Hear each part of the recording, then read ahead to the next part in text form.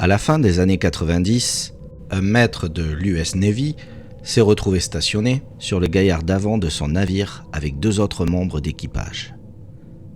Ils scrutaient ensemble l'horizon alors que leur navire naviguait dans des eaux agitées se dirigeant vers Goa, située sur la côte indienne.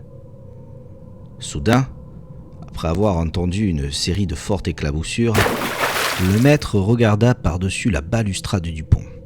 Ses yeux localisèrent un groupe de dauphins traversant les vagues. Ces dauphins suivaient le navire depuis quelques jours. Leur présence offrait une distraction bienvenue pour les guetteurs, rompant la monotonie de leur quart. Les sauts espiègles des dauphins dans le sillage du navire ajoutaient un spectacle plaisant. Cependant, leurs mouvements gracieux se transformèrent soudainement en manœuvres paniquées.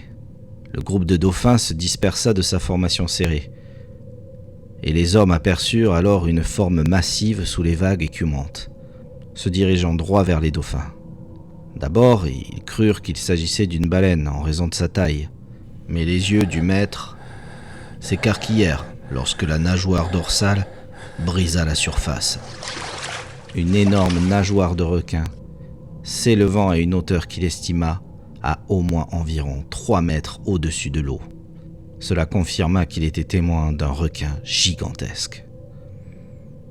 Il pensa un instant qu'il pourrait s'agir d'un groupe d'orques attaquant les dauphins, mais la nageoire ne ressemblait pas à celle d'un épaulard. Lorsque la tête distinctive de l'animal perça la surface de l'océan, tenant un dauphin dans ses mâchoires, l'eau devint rouge de sang. Tout doute qu'il s'agissait d'une baleine s'évanouit.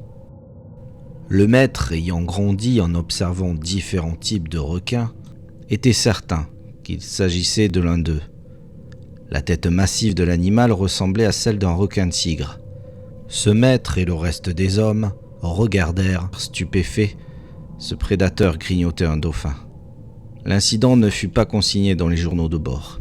Cependant, le maître relatera plus tard que l'animal gigantesque avait été détecté par le sonar du navire. Ce dispositif, utilisant des ondes sonores pulsées, avait capté un objet sous-marin d'une longueur estimée à 25 mètres du nez à la queue. Bien qu'il soit possible que les mouvements chaotiques des dauphins aient perturbé les relevés du sonar, une telle taille place le requin mystérieux dans la fourchette de croissance estimée à celle du mégalodon.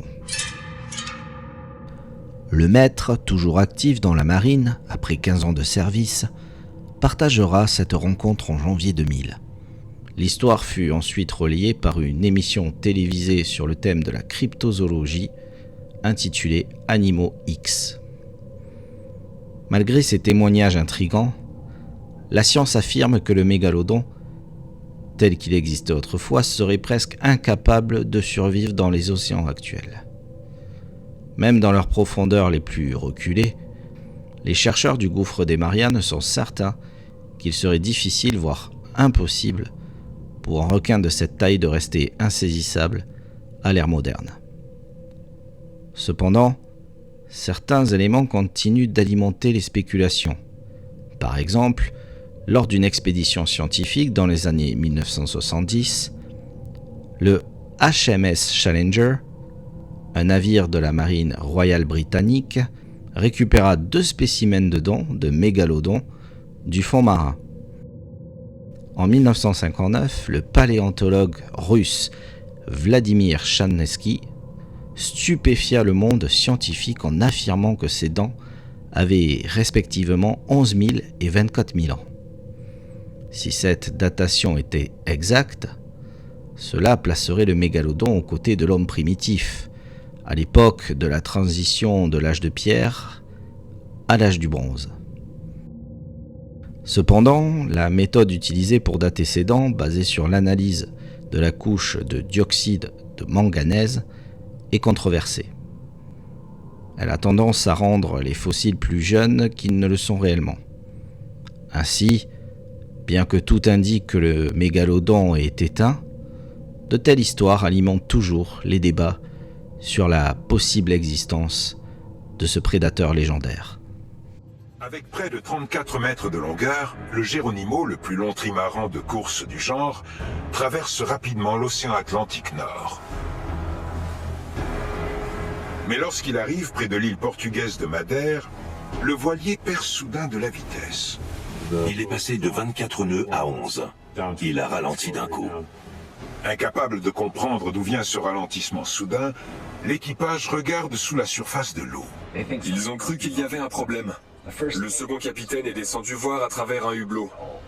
Il a remarqué un objet plus grand que sa jambe coincé dans le gouvernail. Il n'en croit pas ses yeux. Une sorte de monstre tentaculaire s'est accroché autour du voilier. Ça devait être une créature très puissante. Armé de gaves et de couteaux de poche, l'équipage tente de forcer l'animal à lâcher prise. Mais après une heure de lutte, la créature est toujours accrochée. Le capitaine ordonne de baisser les voiles. Tandis que le voilier s'arrête, l'assaillant des profondeurs desserre son étreinte et s'évanouit dans l'eau. Le capitaine a le temps de voir la créature. Il a dit n'avoir jamais rien vu de pareil. Après l'incident, l'équipage est sous le choc. Quelle créature étrange a pu attaquer leur bateau? Cette rencontre fait écho à un ancien conte marin. Une légende des profondeurs a-t-elle refait surface?